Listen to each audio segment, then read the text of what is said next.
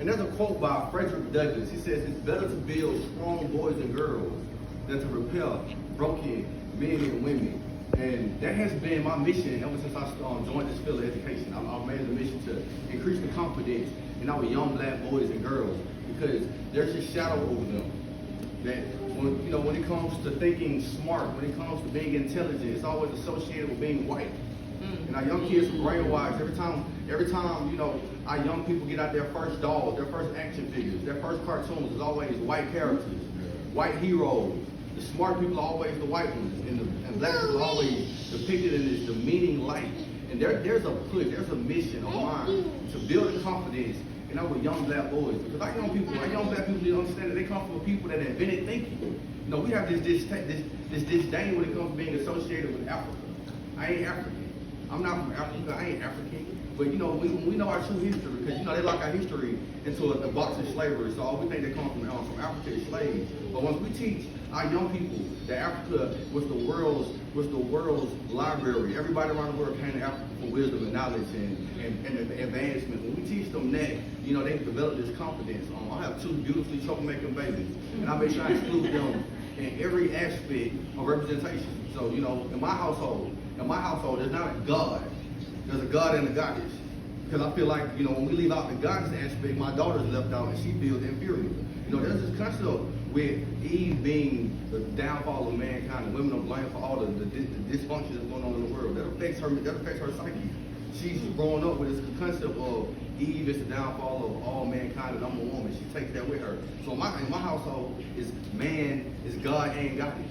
And they're black. My daughter had an argument with somebody from a white girl on the playground. She said, God is black and goddess is black too, just like me. I said, there's so much power in that statement, just taking back the pride in being black. I get tired of young black students in schools telling me what they can't do. Oh man, algebra, geometry, I can't do that, that's too hard. So as an educator, I came up with this slogan, I am African, not African.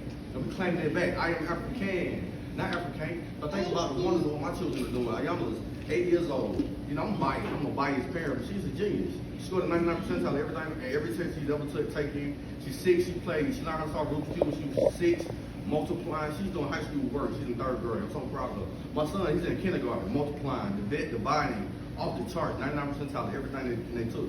And as a parent, I can say my kids are smart, my kids are geniuses, but I realize that all black kids got that in them. All black kids can tap into their natural genius. And we got to develop ways to tap into our kids' natural genius. One, we've already been devising some methods based off the two panelists who have spoken. But one, we got to study the people who awaken the genius in our young black kids. What Marvin Collins did in Chicago, that should be a blueprint right there. We're talking about how American education systems are the last in the world. Well, we got a model. Marvin Collins, she showed the world what is capable. And she was underfunded. She had no resources, but she had those kids going to Ivy League schools who were once written off as illiterate and retarded.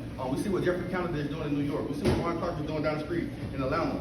Rita Brown in Tallahassee, Florida. All black kids can tap into natural genius. So one, we got to study the mentors, and study the mentors who develop these educational systems that directly impact our young black kids. Two, we got to speak greatness to them. I heard you talking about speaking greatness over our young black people. We got to tell them, hey, you're African, and not African. Your melanin is a superpower. Melanin is a superpower. Every time, when I was growing up, everybody who was dark skinned was Joan because of their skin color. African was restructured. African, everything associated with African was bad and black and demeaning. And we got to take that back, and we got to show people, look, y'all, before racism, people came to us for knowledge and wisdom. This ain't me rewriting history. This is the true history. They leave black folks out of history for a reason. And another thing too, I'm a big component in introducing placebos to our young kids to help them awaken their natural genius. There was a dog test that showed black kids and how they interact with white kids. Most of the black kids, they talked about black as being bad and demeaning, and all the white dogs were the good and the smart dogs, right?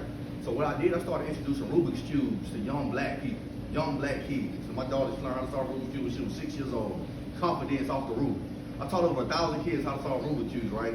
And you should see, when you see 300 kids walking down the hallway with Rubik's Cube in their hand saying, I'm a genius, I saw a Rubik's Cube. They change rewires their whole brain. So we need to tap into that natural genius by awakening the confidence in our young people, by studying the leaders, and by giving them puzzles and problems that, one, we think are for geniuses, Give them to our kids, let them solve it so they can too tap into their genius. Thank y'all for listening. Y'all be great. Y'all be good.